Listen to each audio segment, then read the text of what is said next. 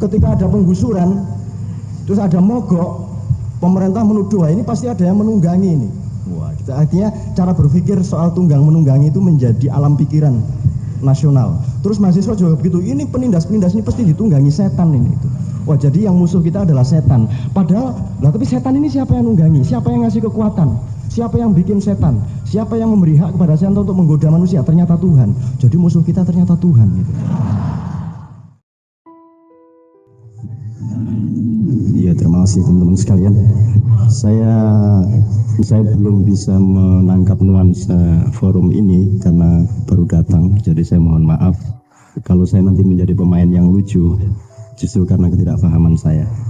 Juga karena bicara humor itu saya agak kurang bisa mengambil jarak karena mungkin saya agak cukup terlibat dalam humor, baik dalam keterlibatan tradisi budaya saya di Surabaya, di Jombang. Bagus.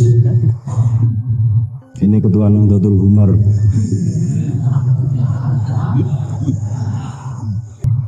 Teman-teman dari Jogja, daripada Anda diawas-awasi, mending agak bungkam sebentar.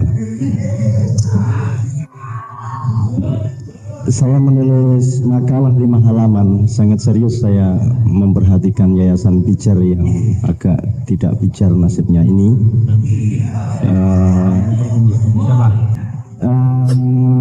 Saya dapat tugas untuk ngomong tentang plesetan dan sesungguhnya ini sudah lewat waktunya. Plesetan itu sesungguhnya gejala sejak lama karena semua humor itu metodenya selalu plesetan, baik plesetan logika, plesetan asosiasi, plesetan visual, plesetan kata dan seterusnya. Dan yang 2 tahun terakhir ini membengkak atau mempopuler gitu, memasyarakat itu adalah plesetan verbal. Misalnya Anda sudah tahu sendiri dan sudah bisa, misalnya Abdurrahman Wahing pon wage kliwon misalnya, atau penyair bumbu landu paranggi gitu, dari Sumba Ainun Najib, kasihan nasib rakyat kita Purnamasari, Saridin mbahmu. Itu plesetan. Itu contohnya, dan sesungguhnya itu hanya salah satu jenis plesetan, yaitu plesetan verbal. Selebihnya seluruh humor itu plesetan, meskipun tidak semua plesetan itu humor.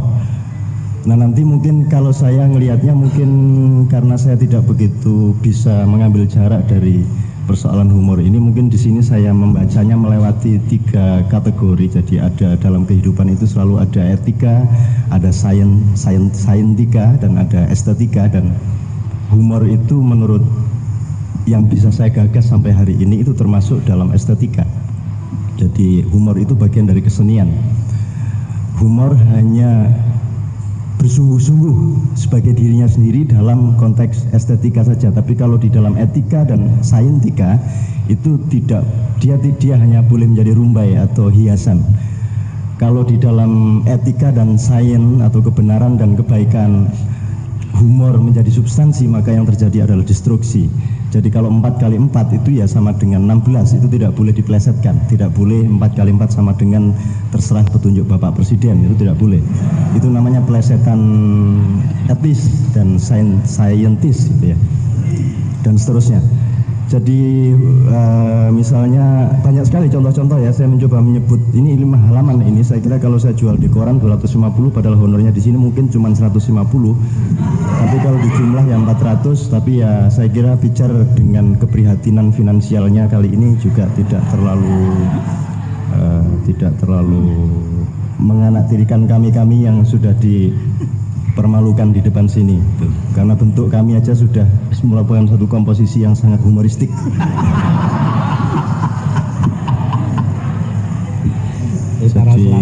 Utara Selatan ya, jadi ya ini humor sakit, humor ganas. Yang sana hadir Pak Harto, hadirnya menanjak terus, sekarang jadi ketua GNB. Harto Moro, aduh tak terus kesok gawat ini. Oke, saya teruskan. Jadi poin-poin saya begitu. Poin saya adalah melihat bahwa pertama, humor itu sebagai substansi dia ada dalam kerangka estetika. Nah, estetika itu Anda tahu betapa pentingnya ya. Kalau saya menyuguhi Anda teh di atas dalam asbak, terus Anda saya suruh minum dengan asbak, itu pasti tidak estetis, tidak lucu. Jadi saya menyuguhi teh harus dengan konvensi-konvensi wadah, konvensi bentuk tertentu. Juga saya menyuguhi Anda nasi tidak bisa di atas kain, tapi di atas piring. Itu estetika. Menurut etika enggak apa-apa, menurut kebenaran juga enggak apa-apa, menurut ilmu kedokteran juga enggak apa-apa disuguhkan di atas nasi disuguhkan di atas kain, tetapi itu tidak estetis, tidak indah gitu. Sama dengan sepatu itu, kalau pakai jilbab karena capek pakai sepatu, jangan lantas sepatunya dikalungkan di sini gitu, wong sudah pakai jilbab. Itu menurut etika enggak apa-apa, menurut saintika juga enggak apa-apa, tapi menurut estetika itu tidak enak gitu. Jadi humor itu masuk estetika dan dia tidak boleh masuk wilayah etika dan saintika kecuali hanya sebagai fungsi kosmetik.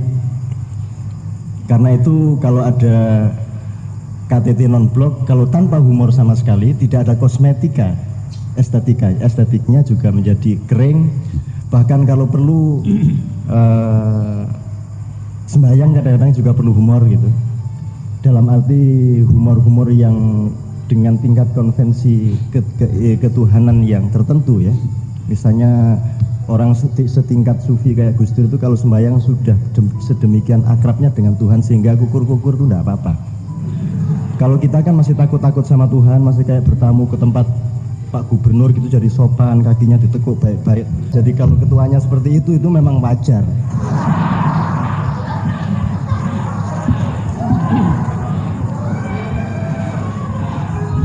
Kira-kira begitu teman-teman sekalian. Jadi saya kira intinya adalah bahwa tidak bisa dicampur adukkan. Pancasila tidak boleh dipelesetkan. Pancasila ya Pancasila, ketuhanan yang Maha Esa ya ketuhanan Maha Esa. Kemanusiaan yang adil dan beradab ya kemanusiaan yang beradab, tidak bisa dipelesetkan. Selama ini yang terjadi adalah ada sejumlah perilaku birokrasi, perilaku kekuasaan, perilaku institusi-institusi yang mempelesetkan atau yang menghumorkan masalah-masalah yang serius, yaitu etika dan nilai-nilai kebenaran.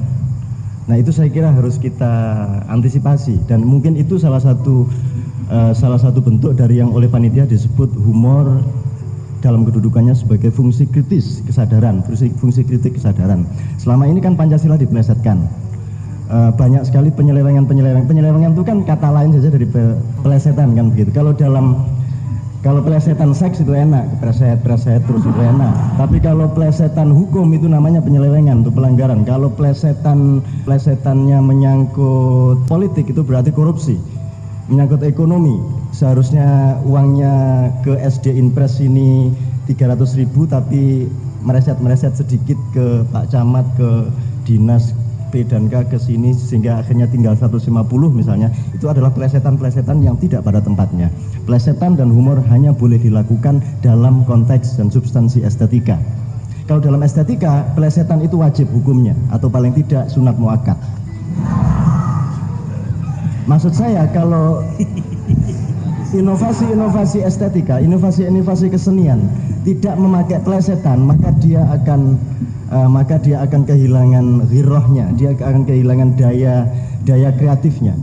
Seperti Anda mengenal dalam seni rupa ada surrealisme atau ada abstrak ekspresionisme, itu semua pelesetan. Yang seni rupa yang tidak pelesetan naturalis atau realis itu tidak pelesetan, itu persis seperti bentuk-bentuk fisik apa adanya.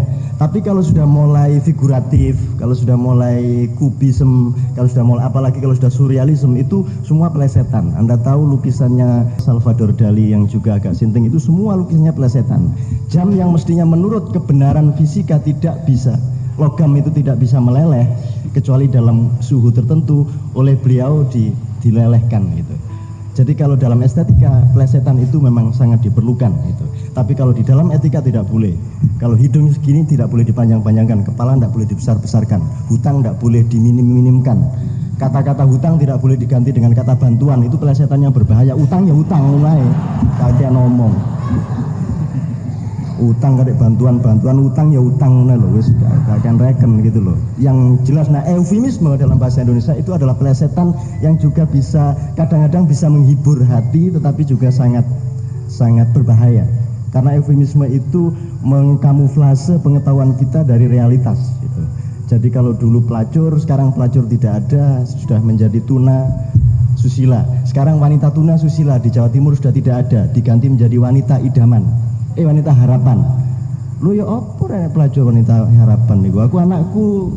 Anak saya mau saya sebut wanita harapan tidak bisa lagi, karena begitu disebut wanita harapan atas usul Gubernur Sularso, dia diasosiasikan orang sebagai pelacur. Itu. Jadi ini eufemisme ini gawat memang. Jadi saya kira kita harus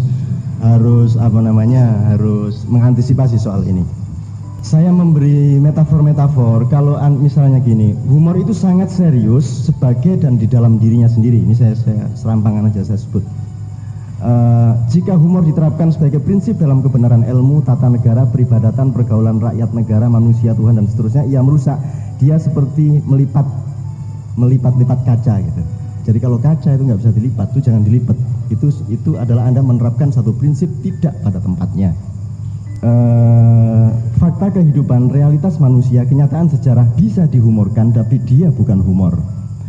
Kita orang Jawa terutama, atau mungkin orang Melayu, orang Indonesia pada umumnya memang hanya punya sisa kemampuan untuk being resistant culturally itu dengan metode humor. Orang naik becak, terus becaknya gelundung karena diserempet bis gelundung nang kali itu, wah anak becak kecemplung kali itu yang guyu tambahan. Orang babak bunda datang guyu kabeh, gitu ya.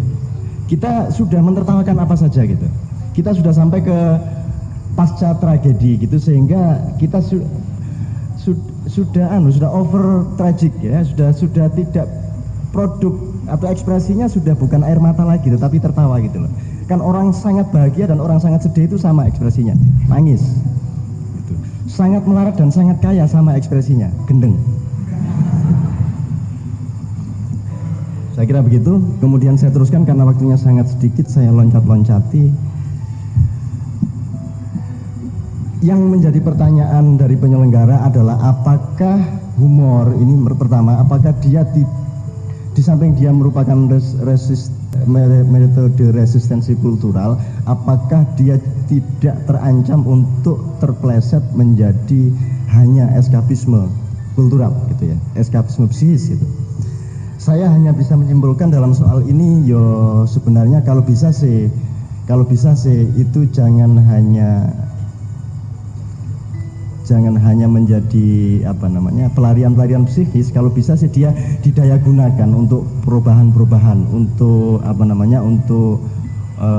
pembangunan kepribadian dan seterusnya ya. Tetapi kalau memang humor hanya tersisa sebagai hanya tersisa dalam fungsinya sebagai pelarian psikis saja ya sudah lumayan gitu. Ya sudah enggak apa-apa lah, rakyat itu jangan dimarahi terus. Wis melarat, ganti duit, diuber-uber koramil, jika oleh pelarian gitu loh. Kan keterlaluan nih kecendekiawan ini.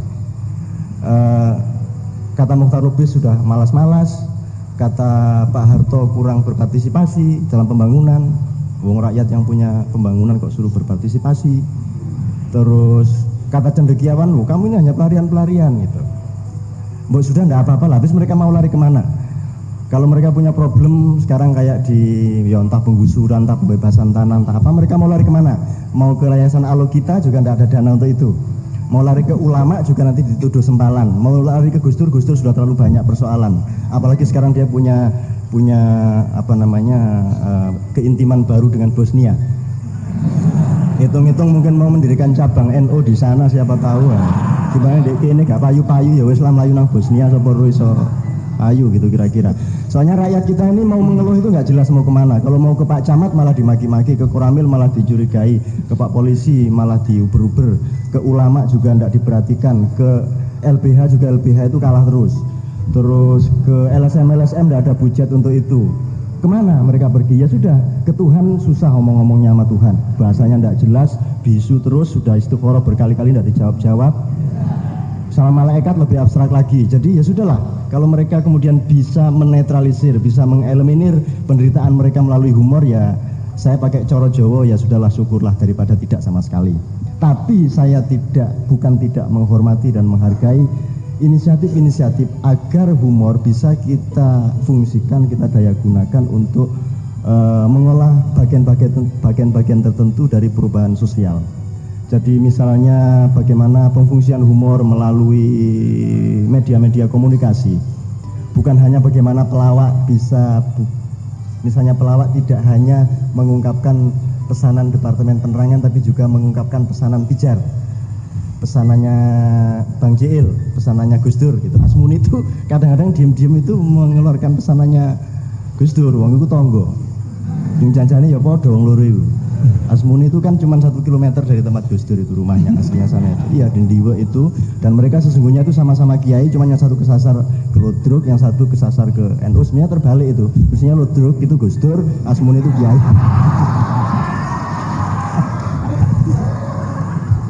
Ya gak apa-apa, bagus pelesetan titik Gus ya wis. Meneh-meneh lah muga-muga sampean iso dadi ketua GNB.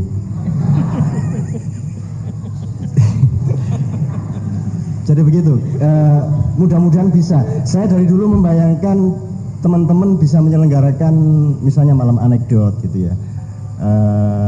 Puisi sudah konotatif ya, secara politik sudah sangat konotatif dan sangat sensitif untuk dicurigai. Kesenian tradisi juga sudah tidak efektif lagi karena sudah diplesetkan fungsinya. Seperti Anda tahu misalnya yang pernah kita diskusikan di ruangan ini tentang Punokawan di TV itu ya, Gegareng Semar Bagong Petro, itu kan dia sangat diplesetkan, bahkan dibalik dari hakikat filosofisnya. Tidak ada ceritanya Semar itu menyuarakan Bendoronya, tapi Semar selalu menyuarakan apa-apa dari kampungnya ke Bendoronya. Tapi kalau Semar di TVRI kan Semar yang terbalik. Jadi itu sesungguhnya adalah plesetan Semar yang besar-besaran, dan itu merupakan ancaman besar bagi kesehatan budaya di Indonesia. Tetapi teman-teman sekalian, betapapun kita punya pretensi untuk, terakhir sekali ya, betapapun punya pretensi untuk memfungsikan humor, tetapi saya kira kita jangan terlalu jangan terlalu nafsu gitu ya. Teman-teman mahasiswa itu seringkali terlalu bernafsu dalam arti begini, ono opoe ada apa saja ingin dimanfaatkan untuk kepentingan baik sih maunya, kepentingan perubahan. Ada orang sakti, ada mau dimanfaatkan, ada dukun mau dimanfaatkan. Akhirnya sama saja dengan pemerintah gitu loh. Dan juga efek internalnya saya khawatir kalau kita terlalu bernafsu memanfaatkan humor itu nanti nggak lucu lagi. Anda nggak tahu susahnya orang melawak, Anda tidak tahu susahnya orang bikin humor. Begitu Anda kasih pesanan, begitu Anda kasih indoktrinasi psikologis, dia menjadi macet, ini metabolisme kreatifnya menjadi macet.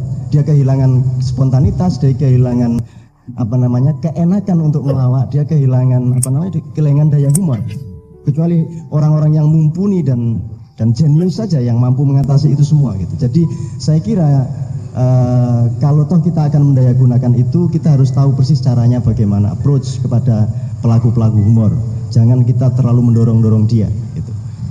Saya kan pernah juga mendatangi dukun-dukun itu kira-kira 10 tahun yang lalu itu dengan maksud yang juga sangat progresif. Saya pikir kan pejabat Indonesia ini banyak tergantung sama dukun. Jadi kalau dukun-dukun ini saya datangi, mungkin saya bisa pengaruhi dia supaya dia mempengaruhi pasien-pasiennya gitu kan. Jadi oke lah Pak, nanti sampean dari gubernur bisa insya Allah jadi menteri, tapi syaratnya sampean harus bikin keputusan begini yang kira-kira menguntungkan rakyat gitu. Saya dulu bersemangat, tapi tak pikir-pikir, lah ya apa gubernur situ dukune 5 hari ini. Menteri piro meneh dukune, bupati piro dukune. Waduh lah, terus biayanya tekan ndi rene. Nekani dukun-dukun akhirnya ndak jalan itu. Dan dukun-dukun Sakti Mandraguna itu tahu dia apa yang saya maksudkan, meskipun saya sudah bungkus ini vibrasi sedemikian rupa, mereka tetap tahu. Jadi intinya dari yang terakhir ini adalah kita jangan terlalu pretensius sedemikian rupa sehingga nanti merugikan mekanisme kreatif para pelaku humor itu sendiri. Saya kira demikian teman-teman sekalian yang saya bisa ungkapkan. Kalau boleh barang 1 menit yang terakhir ini saya ngomong tentang dari seluruh yang kita bisa bicarakan tentang humor itu Tuhan sendiri itu memang humor gitu, maha humor gitu ya. Tuhan itu aneh-aneh gitu, lucu-lucu, sudah enak-enak di surga. Adam pakai dilarang makan buah kuldi, buah kuldi siji aja kok pakai dilarang-larang gitu kan. Oh, buah kuldi 1 aja, wong Madura aja kelangan sak keranjang ndak apa-apa, kejut kabeh. Tapi terus bikin pertarungan di dunia, orang bunuh-bunuhan, orang bikin ideologi, ada kapitalisme, sosialisme, ada yang Islam sosialis, ada Islam kapitalis, wah terus perang, wah macam-macam bingung. Ono NU, ono Muhammadiyah, ono NU Ali Yafi, NU Abdurrahman Wahid, NU, wah macam-macam bingung kabeh. Ini Tuhan ini bikin humor kok sampai keterlaluan gitu. Wah akhirnya mahasiswa juga begitu, wah kalau sudah begini-begini sudah hendak ngitung kodim, udah pokoknya. Wah udah, padahal itu semua cuma humor. Wong Tuhan tuh dulu cuma kesepian, terus kok ijen kira urip pisan gitu kan. Terus tanggai menungso, tanggai setan, tanggai jin. Terus akhirnya ketika ada penggusuran, terus ada mogok, pemerintah menuduh, wah ini pasti ada yang menunggangi ini. Wah, gitu. Artinya cara berpikir soal tunggang menunggangi itu menjadi alam pikiran nasional. Terus mahasiswa juga begitu, ini penindas-penindas ini pasti ditunggangi setan ini itu. Wah jadi yang musuh kita adalah setan. Padahal, lah tapi setan ini siapa yang nunggangi? Siapa yang ngasih kekuatan? Siapa yang bikin setan? Siapa yang memberi hak kepada setan untuk menggoda manusia? Ternyata Tuhan. Jadi musuh kita ternyata Tuhan gitu. Assalamualaikum warahmatullahi wabarakatuh.